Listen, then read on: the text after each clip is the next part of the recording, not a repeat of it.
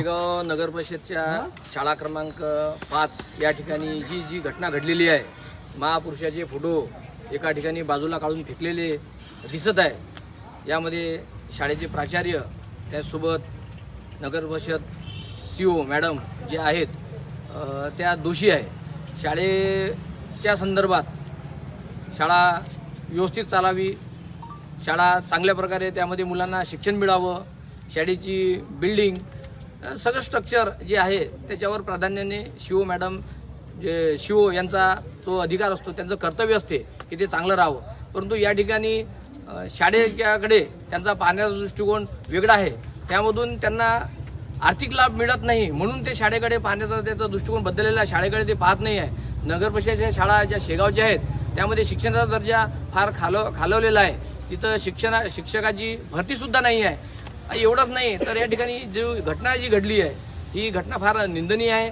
जे महापुरुष ज्यांना या ठिकाणी शाळेमध्ये व्यवस्थित त्या ठिकाणी लावायला पाहिजेत, त्या ठिकाणी न लावता जाणून बुजून द्वेषभावनेतून सीओ नगर परिषद शेगाव आणि प्राचार्य यांनी दोघांनी संगनमतीने ते फोटो जे बाहेर फेकले, त्यामुळे महापुरुषाचा या ठिकाणी जाणून बुजून अवमान केलेला आहे।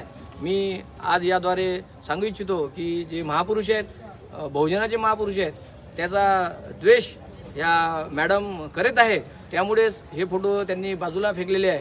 त्यामुळे ॲट्रॉसिटी ॲक्ट अंतर्गत एखाद्या अनुसूचित जातीच्या लोकांना पवित्र असं जर असेल, फोटो असेल, झेंडा असेल, त्याची जर विटंबना झाली तर तो गुन्हा ठरतो ॲट्रॉसिटी ॲक्ट अंतर्गत। आता यामध्ये या आजच्या निवेदनानुसार जर मॅडमवर लवकरात लवकर कारवाई झाली नाही तर मग आम्ही त्यांच्यावर ॲट्रॉसिटी ॲक्ट अंतर्गत गुन्हा दाखल करण्याकरिता पुढील पाऊल उचलू। या ठिकाणी वंचित बहुजन आघाडीचे या ठिकाणी नवनिर्वाचित नगरसेवक ओवे या ठिकाणी हजर झाले, त्यांच्यासोबत वंचित बहुजन आघाडीचे कार्यकर्ते प्रामुख्याने हजर झालेले आहेत। यांच्या समक्ष जर 8 दिवसाच्या आत जर त्यांच्यावर कारवाई झाली नाही तर खूप मोठं उग्र स्वरूपाचं आंदोलन वंचित बहुजन आघाडीतर्फे करण्यात येईल अशी प्रशासनाने हे लक्षात घ्यावं आणि कारवाई जर केली नाही तर मग त्याचे जबाबदार हे प्रशासन राहील। जय भीम। वंचित बहुजन आघाडीचा विजय असो।